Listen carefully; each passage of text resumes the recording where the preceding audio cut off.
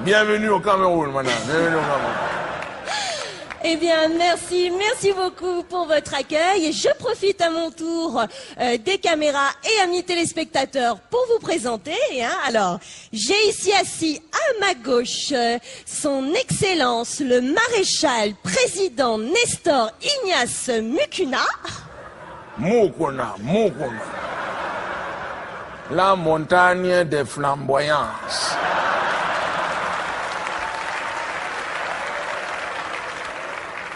Le geyser de lumière. Mukuna Tangana Mfodambala, c'est le nom entier. D'accord. C'est le nom entier. Très bien. Bon, on s'arrêtera quand même à Mukuna. Mukuna.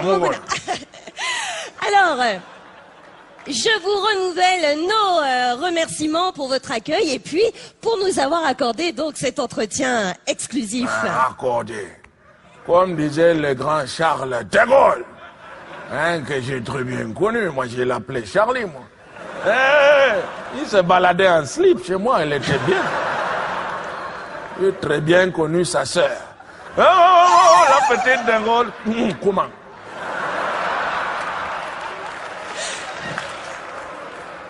Accordé.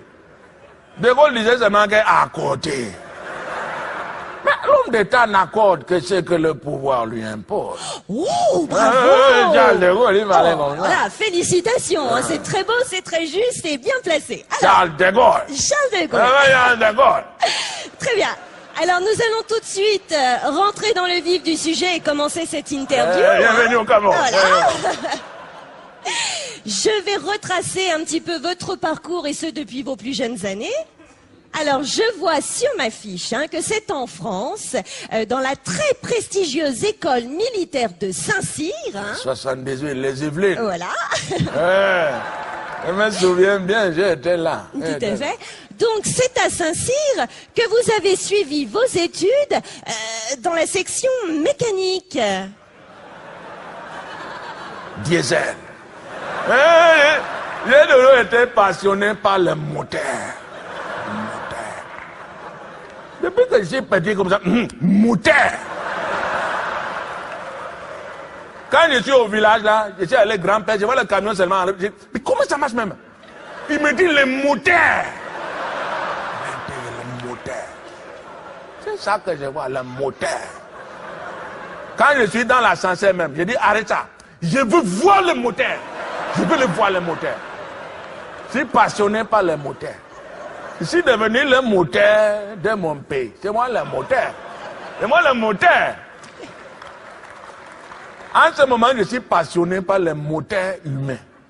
Non, comment? Oui, mais c'est-à-dire... Le cœur. Oh, ben oui, mais non, c'est le moteur. C'est le moteur. Évidemment. Donc, quelle belle image, quelle belle métaphore. Donc, qu'est-ce que vous faites? Vous lisez des revues? Vous visionnez des cassettes? Non, mais comment? J'opère le cœur. Alors, c'est-à-dire, parce que j'ai peur de comprendre ou de ne pas comprendre. Qu'est-ce que... J'ai un petit bloc opératoire. J'ai dans le palais, oui, j'opère le cœur. D'accord, donc vous opérez des petits ratons laveurs, des petites souris, des petits... Non, mais comment? Je peux montrer, c'est un petit problème. Oui, mais montrer quoi? Firmin, amène-moi un domestique, un machin là. Attendez, Opération le cœur. Non, peut-être... Bistouri. Non, bon, coupez, s'il vous plaît, coupez. Non.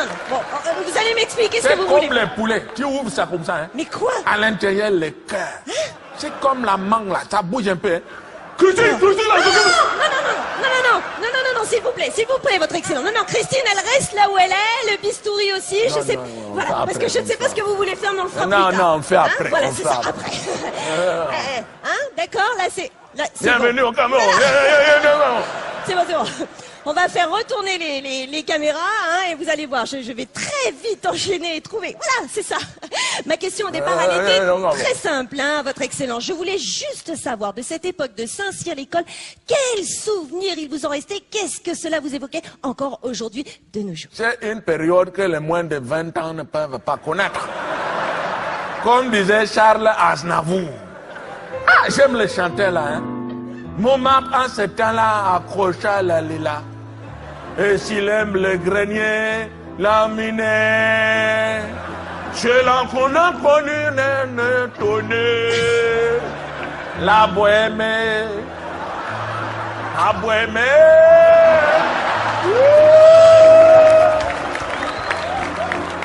Non, j'aime chanter. J'aime chanter. Oui, c'est sûr. Je chante souvent au palais, c'est comme ça. C'est une période, je me souviens, j'avais la copine, une Bretonne. Elle était à Versailles, là, Georgette. Comment, Georgette? Avec un fessier de femme bantou, hein? Non, j'ai aimé la femme. Vraiment. Georgette.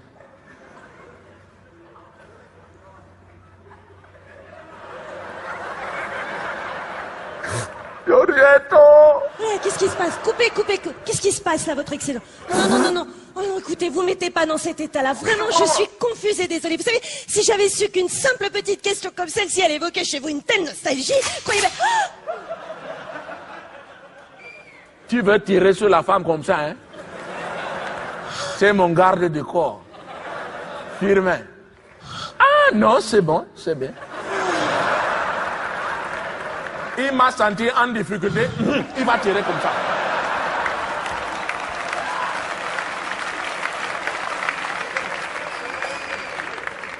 Je l'ai nommé ministre ce matin. Tu es ministre de quoi déjà, firme? Ministre des Affaires extérieures. Non.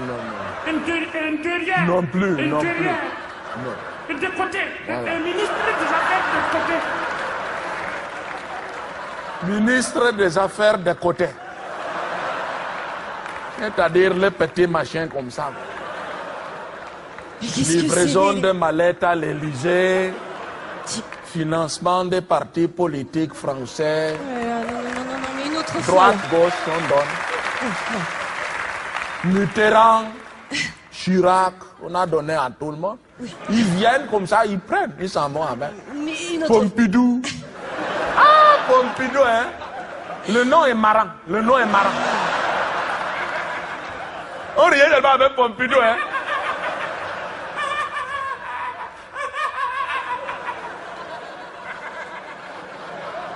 On ne rit pas comme ça.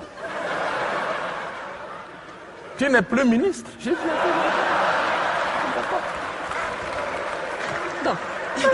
Non, on ne fait pas ça. Non, c'est vrai. Un Alors, ministre écoutez, se doit de rester normal. tout à fait. Écoutez, nous allons retourner à l'entretien et nous détendre à nouveau hein, et se replonger dans l'essentiel. Hein Alors, voilà.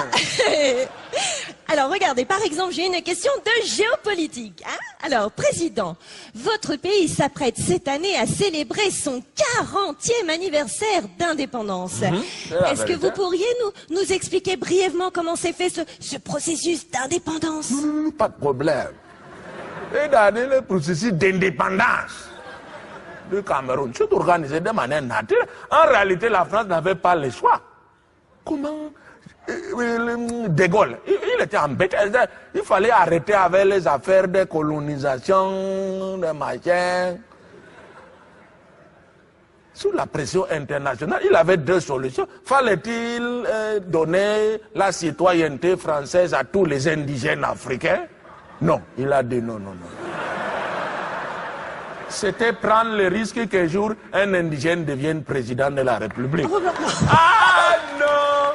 Charles de Gaulle a dit jamais une affaire comme ça. Bon. La deuxième possibilité était d'organiser des indépendances de façade, c'est-à-dire sous contrôle de l'armée française. C'est cette solution qui a été retenue.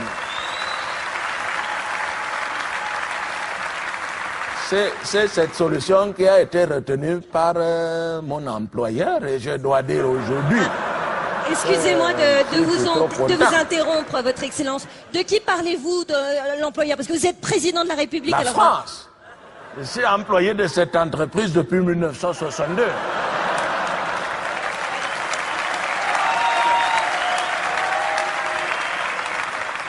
Je suis rentré, j'avais 18 ans. J'étais tout jeune apprenti président. J'ai gravi les échelons. Je suis devenu président maréchal. Voilà. Bientôt président empereur. Nous avons changé la constitution il y a 6 mois. Voilà. Maintenant, je suis président à vie. Le peuple m'a demandé. J'ai dit, ça va, on fait comme ça. Beaucoup même me disaient, même mort, il faut rester président. Ah, j'ai dit, non, comment? Non, non, non, non. Ça n'est pas démocratique. Non, non, non. Je peux rester président mort 1 mois. Voilà. Après, il faut que mon fils vienne là comme ça. Mais excusez-moi, mais vous êtes vraiment certain que c'est le peuple qui plébiscite ce genre de réforme? Mais d'ailleurs, comment est-il votre peuple au quotidien? Le peuple camerounais, non, le gentil, le gentil. Il aime les bikoutis, il va danser comme ça. Il veut voir seulement le football comme ça. Il est gentil, il rit, il est heureux. C'est correct, c'est correct. Alors, je vais vous interrompre pour rebondir à nouveau sur vos propos. Donc, je vous cite, hein, le peuple camerounais est gentil. Oh, gentil, gentil, gentil. Il est heureux. Voilà, il est heureux. Voilà, il rit. Il rit, on dit voilà. comme ça. Mais j'ai l'impression aussi qu'il souffre beaucoup, ce peuple. Non, pas tellement. Si. Il y a toujours quelques clandestins qui ne sont pas vraiment acceptés maintenant. Oui, mais enfin là, vous allez tout de suite comprendre parce que j'ai sous les yeux 3 rapports assez accablants, hein, sur la situation de votre pays. Hein. Bienvenue au Cameroun, bienvenue au Cameroun. Alors, ce premier rapport que j'ai, hein, celui des Nations Unies, qui malheureusement classe votre pays en tête de liste. Non, non, non, on est deuxième. On est deuxième. Regardez. On est passé premier, hein? Oui. On est les champions. C'est le champion du monde. Ah, comment? Non, c'est bon, c'est bon. Oui, bah, attendez de connaître la catégorie. Donc, vous êtes champion du monde, hein, mais en ce qui concerne la corruption. Hein. Il y a un peu de corruption quand même. J'ai remarqué ça il y a 2 jours. J'ai dit, il y a la corruption ici, hein. Je vais baisser ça. Je vais faire ça demain matin. Écoutez, c'est une très bonne nouvelle, mais en attendant, donc j'ai un autre rapport, hein, celui-ci beaucoup plus accablant, plus grave, celui de l'OMS. Non, attendez, vous allez voir, ça devient intéressant. Donc l'OMS, qui elle parle de malnutrition, hein, de mortalité infantile record. Écoutez, votre Excellence, les casques bleus ont été déployés sur place, donc à un moment donné, il faut quand même rendre des comptes sur l'état de votre pays. Mais qu'est-ce que les casques bleus viennent faire au Cameroun? Qu'ils aillent en Irak, en Palestine, en Géorgie. Les gens souffrent en Géorgie. Qu'est-ce qu'ils viennent même faire au Cameroun? On meurt au Cameroun. Oui, mais de manière complètement naturelle. Sans bombardement intensif et autres nuisances sonores. Malaria, paludisme, malnutrition, ce sont des morts bio.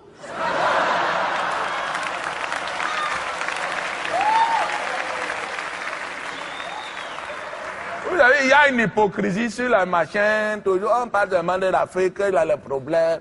Mais nous serons bientôt combien d'habitants sur la planète? Il y a déjà 6 milliards. C'est trop maintenant.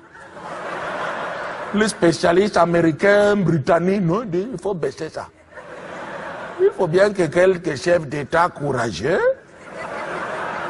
responsables, laissent mourir un peu le peuple. Je parlais, c'était le même le matin là, je parlais avec mon ministre du papier. Bon. C'est-à-dire? Papier, gomme, stylo, là les 3 ministères.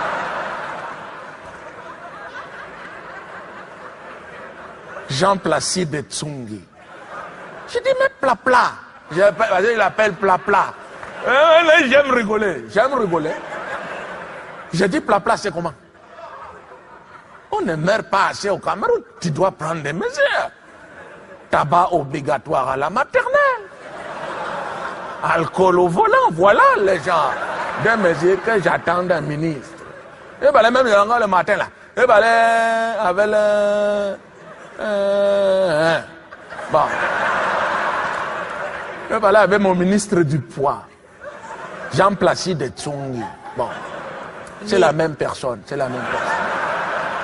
C'est un gars de mon village, il a 10 ministères. Je dis, plat-plat, c'est comment? On ne meurt pas assez au Cameroun, mais les gens sont trop gros. Je regarde même, nous sommes la risée des gens du Sahel. Les Éthiopiens, les Maliens, les Tchadiens, mais ils nous traitent de gros facochers. Si je me suis engagé, le poids moyen du Camerounais dans un an sera de 17 kilos. Nous serons très en avant. Loin devant l'Éthiopie, Somalie, Rwanda, les États-Unis. Non, les gens sont gros, hein. Ça, c'est vrai. Ils sont très en retard. Ils sont très en retard.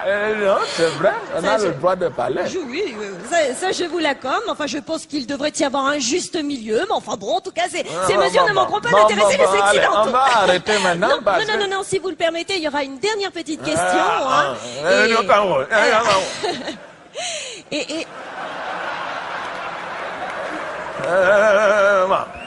Et j'y tiens parce que c'est un sujet un petit peu délicat, mais fort intéressant. Alors, il s'agit cette fois-ci de parler de vos opposants, hein, et qui sont pour la plupart en exil, je dois le souligner.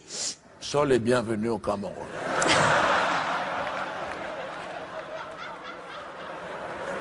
Nous les attendons. Pour discuter. Pas de problème. Eh bien, nous leur ferons savoir. En tout cas, de là où ils sont, les langues se délient puisqu'ils émettent des accusations assez graves. Hein, et ils disent que vous utilisez les caisses de votre pays comme vos propres caisses. Hein, oui. Ils ont dit ça, hein? Oui. Et ils prennent en exemple, je cite, hein, cette autoroute en marbre. Un petit granit là que je fais venir d'Italie. Ça s'appelle du marbre. Donc, en marbre, hein, que vous avez fait construire jusqu'à votre village natal. Donc là, n'est-ce pas un petit peu grotesque, voire excessif compte tenu de l'état du pays? Mais c'est un cadeau, madame, de Total Fina. Le pétrolier français, j'ai été élu meilleur employé de la décennie, madame. Vous ne voyez pas ça? Non, mais c'est la vérité. J'ai garanti à la France une indépendance énergétique peut-être pendant 20 ans. C'est un cadeau, mais je manque à toutes mes obligations. Aimez-vous-même les cadeaux? Firmin, diamant, les diamants. Petit cadeau de Cameroun. Oh, oui, c'est gentil. Des petits diamants. D'accord, mais vous savez, devant les caméras, je sais pas si... J'ai décidé de faire de vous ma 72e épouse. Voilà. C'était pour ça, mais alors là, ça ne va pas être possible, voilà. Parce que je suis déjà marié. Hein. Non. Firmin, ambiance. J'aime la poésie française. Jacques Brel. Laisse-moi devenir l'ombre de l'ombre, les chiens. C'est presque ça, maman. Je creuserai la terre jusqu'après ma mort de la lumière. Ouais, alors, une autre fois pour les paroles, Je parce que là, faut vais vraiment vous chier. conduire dans mon atelier. Non, ça va... Parce que faut que je reprenne... Je vais vérifier le bas Mais là, moteur. ça fait mal, parce que là, faut que je reprenne l'avion.